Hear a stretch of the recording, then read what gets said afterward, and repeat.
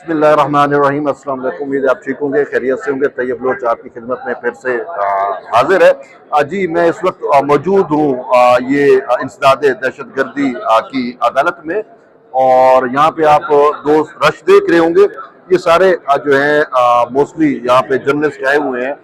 तो सहाफ़ी ये मतीउल्लाह जान को जो है वो पुलिस की जानिब से उनको गिरफ्तार किया गया रात गए, और उनके खिलाफ जो है दफात जो शामिल की हैं उसमें इंसदाद दहशत गर्दी की भी दफात है, और साथ साथ जो है उनसे आइस अभी बरामद हुई है। अब FIR का अगर मतन पढ़ें तो FIR के मुताबिक जो है वो सहाफ़ी मतीउल्लाह जान जो है वो एक यारिस गाड़ी जो है वो F10 वाली साइड से आ रहे थे, और I9 वाली साइड पे कोई वकूआ हुआ।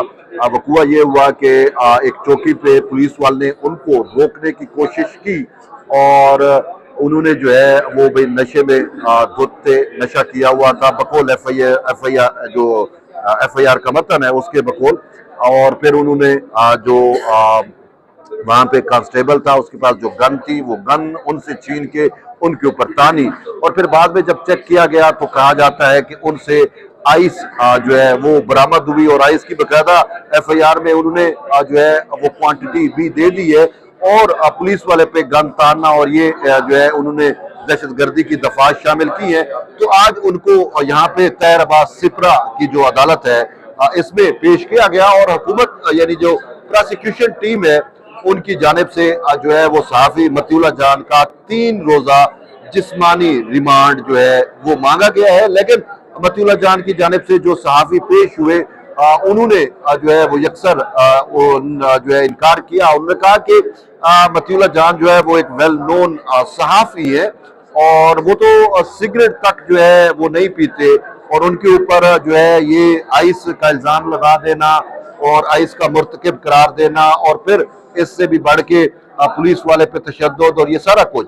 और यहाँ पे जो एक दलील ये भी दी गई कि उनको पोली क्लिनिक से जो है वो उठाया गया, पुलिस ने उठाया, काली यूनिफॉर्म जो है वो पहनी हुई थी, और उनके साथ एक और सहाफ़ी जो है वो साकिब बशीर थे। तो साकिब बशीर को और दोनों को लेके थाने में रखा गया, और फिर वो कहा जाता है कि सुबह 4 बजे रात गए 4 बजे साकिब बशीर को रिलीज किया गया। तो फिर मतीउल्लाह जान पे ये सारे चीजें जो हैं वो डाली गई, और साकिब बशीर ने यहाँ पे जो है अपना एफिडेविट जो है बयान हल्फी भी अपनी कोर्ट में पेश किया। उन्होंने कहा कि जो ये वकूआ बना रहे हैं उस वकूए के बरअक्स जो है चीजें हुई हैं, इनको तो पोली क्लिनिक से उठाया गया। बहरहाल जज के सामने जो है जब ये बातें की गई तो कुछ वकला की जानिब से ये भी बताया गया कि जी जो है वो मुजाहिरीन पे जो है वो गोलियां चलाई गई, तो जज साहब ने उनको रोक दिया कि ये बातें हमारे सामने नहीं है, आप FIR और उसके मतन तक जो है खुद को महदूद रखें।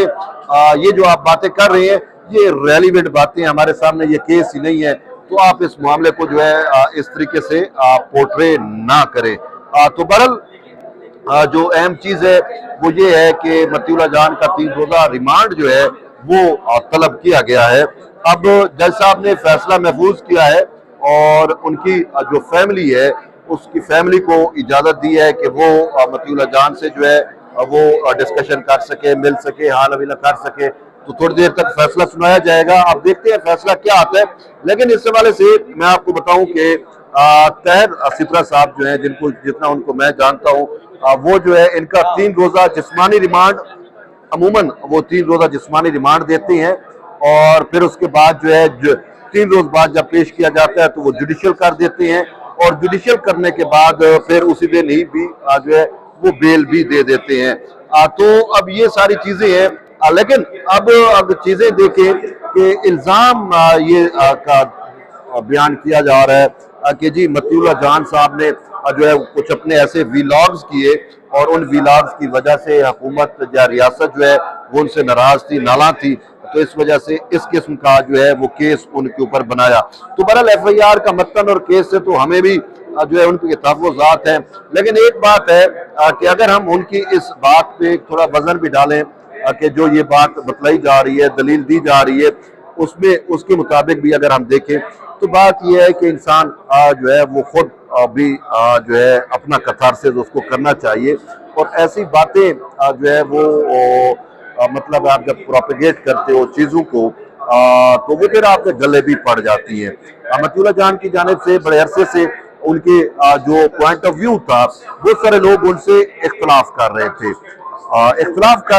और कह रहे थे कि उनको मतीउल्ला जान जैसे सहाफ़ी से जो है वो ये उम्मीद नहीं रखी जा सकती। एहतजाज, और इससे पहले अगर हम देखें तो पहले जो है देखिए कमर्शियल इंटरेस्ट भी आपके होते हैं, आप यूट्यूब करते हैं और उसमें जितनी सनसनी फैलाएं, जितनी बातें करें, वो उतनी ज़्यादा जो है वो आपकी बिकती हैं, सारी चीज़ें हैं।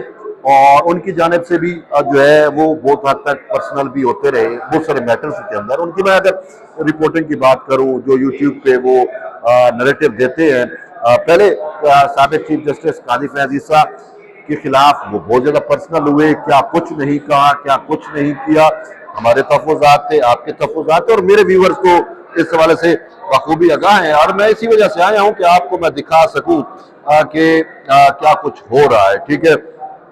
तो फिर उसके बाद काजी साहब तो रिटायर हो गए, हम भी सोच रहे थे कि ये अब क्या बेचेंगे चूरन। फिर धरना आया, जलसा जुलूस पीटीआई, तो ये जो पीटीआई के यूट्यूबर्स हैं, उनसे भी ये बढ़ गए थे, उनको सारा नैरेटिव जो है वो इनकी जानिब से ही दिया जा रहा था। ओवरऑल जो नैरेटिव था वो इनको जो है वो दिया जा रहा था, सारा नैरेटिव इनकी जानिब से जो है। देखिए इन्होंने उस दिन एक वकूआ हुआ धरने जलसे के दौरान, और इवेंट हुआ। इवेंट ये था कि रेंजर के एहलकार शहीद हुए, और उनको जो रंग दिया गया, रंग ये दिया गया कि रेंजर्स ने अपने एहलकारों को खुद ही गाड़ी तले कुचला है, जो कि मतलब है अनअफोर्डेबल है। मैं तो ऐसा सोच भी नहीं सकता कि ऐसा हो सकता है।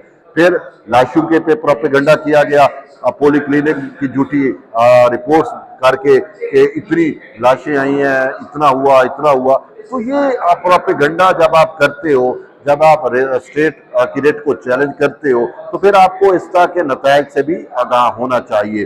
तो इसी वजह से हमारे दोस्त हैं, हमने इनको बेहतरीन समझाया कि भती भाई बात यह है कि हर चीज़ की एक लिमिट होती है, हर चीज़ की एक हद होती है, और आपको तमाम अपनी रिपोर्टिंग में, व्लॉग में अपनी ये सारी हदें जो है वो क्रॉस नहीं करनी चाहिए। तो बहरहाल वो ना किसी की नहीं सुनते थे, उन्होंने जो है वो ऐसे एक्सप्लोइट करते हैं चीज़ों को, और ऐसा जो है वो ट्रेंड चलाते हैं। उनका मकसद ही जो है वो आपके सामने है, मैं इस पर क्या कह सकता हूँ। तो बहरहाल ये जो उनकी गिरफ्तारी हुई है और जिस तरीके से FIR हुई है, ये कम से कम नहीं होनी चाहिए थी। देखिए जो उन्होंने प्रोपेगेंडा किया, जो चीज़ें की, जो उन्होंने नैरेटिव बिल्ड किया, उसके और भी आप तदारुक कर सकते थे, उसका और भी रास्ता निकल सकता था। तो बहरहाल बात यह है कि जब आप रियासत को चैलेंज करते हैं, आप उसके खिलाफ वो बातें लेके आते हैं जिनका वजूद ना हो, जिनका तसव्वुर ना हो, और देखें परसेप्शन ये बनाते हैं, और इनका जो परसेप्शन मैनेजमेंट है उसको फिर यूज करती है तहरीके इंसाफ रियासत के खिलाफ अपने नैरेटिव को स्ट्रेंथन करने के लिए। तो बेसिक नैरेटिव बिल्डर पीटीआई के परसेप्शन मैनेजर जो है वो अब यही बन चुके हैं, और यही ये सब कुछ कर रहे हैं। तो इस वजह से फिर कहीं ना कहीं रियासत को तो इन चीज़ों का तोड़ करना होता है ना, तो मेरे ख्याल में यही है जो उन्होंने किया है, वो उसकी पदाश काट रहे हैं। बहरहाल आपके फीडबैक का इंतजार रहेगा, जुड़े रहिए तैयब लोग से। मिलते हैं नई वीडियो, तब तक ले जाते हैं।